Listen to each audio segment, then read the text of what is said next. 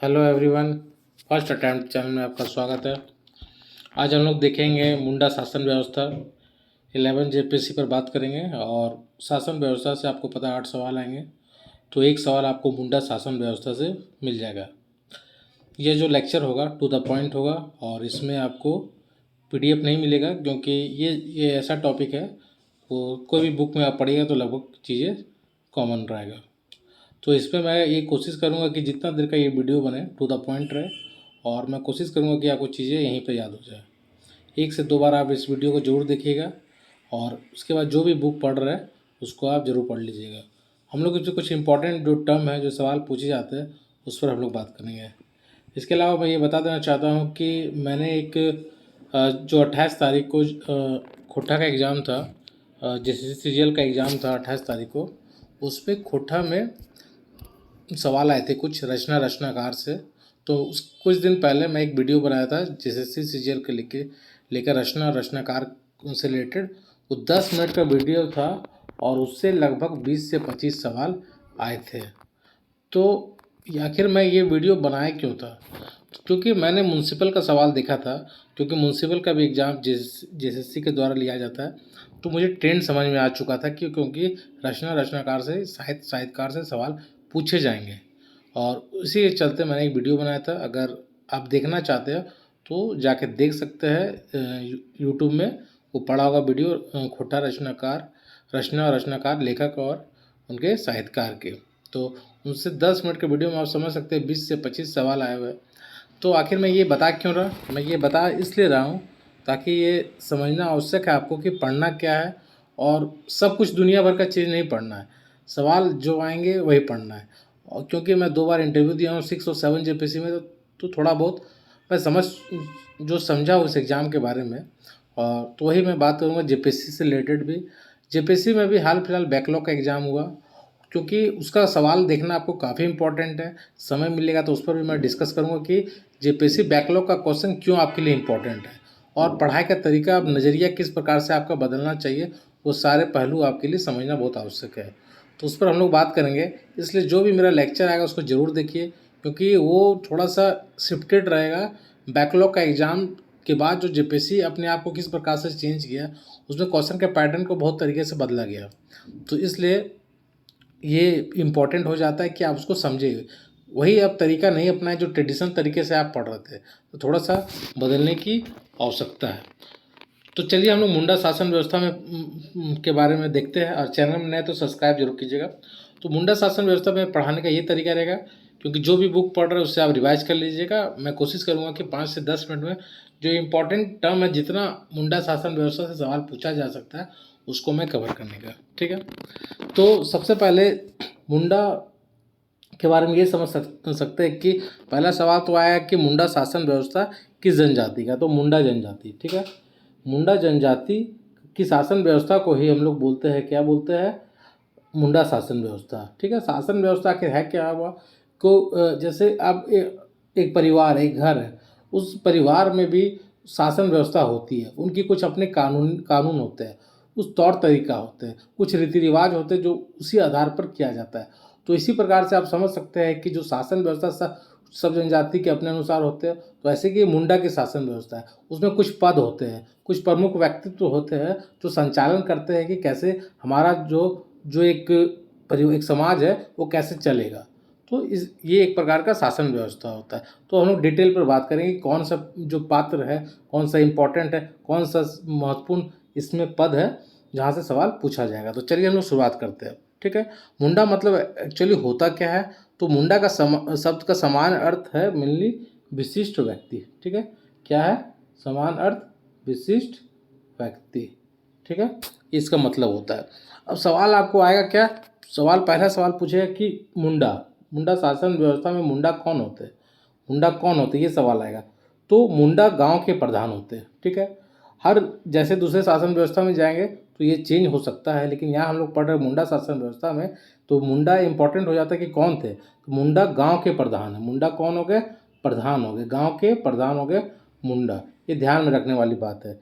ये इनका पद कैसा था? वंशानुगत होता, मतलब पीढ़ी दर पीढ़ी इन्हीं के पास रहता है। कभी उनके परिवार में हेड होंगे, दादा होंगे, फिर उनके जो बेटा होंगे वो होंगे, फिर ये क्रम चलता रह जाता है, मतलब वंशानुगत होता है।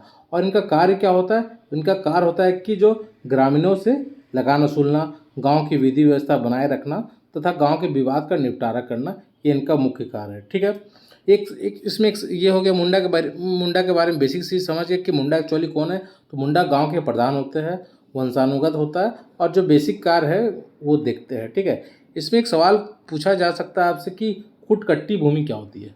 ठीक है, क्या है खुटकट्टी भूमि? ये इंपॉर्टेंट टर्म है, जो मैं टर्म बताऊंगा उसको ध्यान में रखना है आपको। खुटकट्टी भूमि क्या होती है? तो मुंडा द्वारा निर्मित खेत को, जो मुंडा जब आए तो जो खेत को उन्होंने निर्माण किया, खेत को जब बनाए, तो उसे खुटकट्टी भूमि कहते हैं। हो सकता है कि दूसरे शासन व्यवस्था में इस प्रकार के खेत का नाम परिवर्तन हो सकता है, लेकिन ये ध्यान देने वाली बात है कि मुंडा द्वारा निर्मित खेत को खुटकट्टी भूमि कहा जाता है और इस भूमि को निर्मित करने वाले को खुटकट्टीदार कहा जाता है। तो खुटकट्टी से हो गया खुटकट्टीदार। खुटकट्टी क्या हो गया, फिर से मैं बता देना चाहता हूँ कि मुंडाओं द्वारा निर्मित खेत को खुटकट्टी भूमि कहा जाता है। ठीक है, अब खुट का एक्चुअली मतलब क्या होता है? खुट का मतलब परिवार होता है। ठीक है, तो ये ध्यान में रखने वाली बात है। आगे बढ़ते हैं, हम लोग मुंडा का बेसिक मतलब समझ लिए कि मुंडा कौन है, मुंडा शासन व्यवस्था, मुंडा का पद क्या है, तो गांव के प्रधान हो गए, कैसा क्रम है वो बता दिए, कार्य क्या है वो बता दिए, खुटकट्टी भूमि क्या है वो आपने समझ लिया। अब हम लोग बात करेंगे दूसरा पद का। ठीक है, जो मुंडा शासन व्यवस्था में काफ़ी इंपॉर्टेंट है। पहले आप हाथू समझिए, हाथू क्या होता है। हाथू क्या होता है कि मुंडा ग्राम पंचायत को हाथू कहा जाता है। जो ग्राम पंचायत होता है, ठीक है, ग्राम पंचायत, मुंडा ग्राम पंचायत को हाथू कहा गया। ठीक है, किसको हाथू बोलते हैं फिर से बता रहे हैं हम, ग्राम पंचायत, मुंडा के ग्राम पंचायत को हाथू कहा जाता है। और वहीं हाथू प्रधान कौन हो गए? हाथू प्रधान कौन हो, हाथू मुंडा कौन हो गए? ये ग्राम पंचायत के प्रधान हो गए। तो पहले हम लोग क्या समझे, मुंडा समझे, फिर हाथू क्या हुआ उसको मैं फिर से बता दे रहा हूँ। हाथू हो गया आपका, मुंडा ग्राम पंचायत को हाथू कहा गया, मुंडा ग्राम पंचायत को हाथू कहते हैं। और हाथू मुंडा क्या हो गए? ग्राम पंचायत के जो हेड हो गए उसको हाथू मुंडा कहते हैं। अब मुझे लगता है कि आप समझ गए होंगे। हाथू मुंडा क्या हो गया? ग्राम पंचायत के प्रधान को हाथू मुंडा कहते हैं। और हाथू क्या हो गया? मुंडा जो ग्राम पंचायत है, वो ग्राम पंचायत का नाम है मुंडा, ग्राम पंचायत का नाम है हाथू, और उसका जो हेड हो गया उसका हाथू मुंडा। बस इतना समझिए आप। तो हम लोग बात कर लिए मुंडा क्या हो गया, हाथू मुंडा समझ लिए, खुटकट्टीदार क्या होता है वो समझ लिए, हाथू क्या होता है वो समझ लिए। अब एक नया टर्म है, इसको समझने की बात है, पढ़ा। ठीक है, पढ़ा या पढ़ा दोनों बोल सकते हैं। ये क्या होता है ये हम लोग समझते हैं। तो क्या होता है कि कई गांव से मिलकर बनी पंचायत को पढ़ा पढ़ा करते हैं। अब बहुत सारे गांव, ठीक है, से क्या बना पंचायत, बहुत कई गांव से मिलकर जो बनी पंचायत को, जो पंचायत मिला बहुत सारे गांव से, ये पंचायत हुआ और बहुत सारे छोटे छोटे गांव से मिलकर बना, उसको बोलते हैं हम लोग पढ़ा। ठीक है, सिंपल सा समझिए, बहुत सारे कई गांव से मिलकर बनी पंचायत को पढ़ा कहा जाता है, या इसको अंतर्ग्रामीण पंचायत भी कहा जाता है। छोटे छोटे गांव से मिलकर जो बना पंचायत उसको हम लोग बोलते हैं पढ़ा। ठीक है, और इसका काम क्या है पढ़ा पंचायत का? तो दो या दो से अधिक गांव के बीच विवाद का निपटारा करना। मान लीजिए कि दो गांव या तीन गांव के बीच विवाद हो गया, कुछ ऐसा विवाद हो गया तो सुलझाना जरूरी है, तो इसको कौन सुलझाएगा? तो पढ़ा पंचायत सुलझाएगा। ठीक है, तो इस समझ में आ गया। पढ़ा पंचायत का प्रमुख कार्य क्या है? दो या दो अधिक गांव से बीच विवादों का निपटारा करना। ठीक है, दो गांव ए और बी विवाद हो गया तो उसका निपटारा करेगा आपका पढ़ा। ये ध्यान में रखने वाली बात है। ठीक है, और यह समझने वाली बात है कि इसे मुंडा जनजाति का सर्वोच्च न्यायपालिका, कार्यपालिका तथा विधायिका की संज्ञा दी जाती है। सवाल डायरेक्ट पूछा जाएगा कि किस पद को मुंडा जनजाति में सर्वोच्च न्यायपालिका, कार्यपालिका तथा विधायिका की संज्ञा दी जाती है, तो इसका आंसर क्या होगा? पढ़ा। ये ध्यान में रखने वाली बात है। अब ये मैं बता दिया। अब इसी में एक नया टर्म आ गया, पढ़ा राजा। ठीक है, अब पढ़ा राजा कौन है? तो पढ़ा पंचायत का सर्वोच्च अधिकारी। ठीक है, अब जो पढ़ा पंचायत का सर्वोच्च अधिकारी को क्या बोलते हैं? पढ़ा राजा। राजा से समझ सकते हेड होगा, तो पढ़ा पंचायत का सर्वोच्च अधिकारी पढ़ा राजा कहते हैं। ठीक है, अब देखिए राजा हो गए, राजा के साथ साथ बहुत सारे अधिकारी भी होंगे, तो कुछ प्रमुख अधिकारी का नाम आप समझ सकते हैं। कुंवर बोलते हैं। ठीक है, सिंपल सा सवाल है, कुंवर, लाल, कारतो, कारतो। ठीक है, ये किसके प्रमुख अधिकारी? तो ये ध्यान में रखना है। पढ़ा राजा समझ गए, क्योंकि राजा है, तो राजा है तो उनके साथ कुछ अधिकारी होंगे, कुछ ऑफिसर होंगे, तो उनका नाम क्या? कुंवर, लाल, कारतो। ये ध्यान में रखने वाला है। ठीक है, इसके अलावा भी कुछ और अधिकारी होते हैं जिससे सवाल पूछा जाता है, मैं बता देना चाहता हूँ। ठाकुर। ठीक है, क्या हो गया नाम? ठाकुर। ठाकुर कौन है? ठाकुर हो गया कि पढ़ा राजा के सहायक। जो पढ़ा राजा के सहायक को क्या बोलते हैं? ठाकुर। पढ़ा राजा के सहायक को क्या बोलते हैं? ठाकुर बोलते हैं।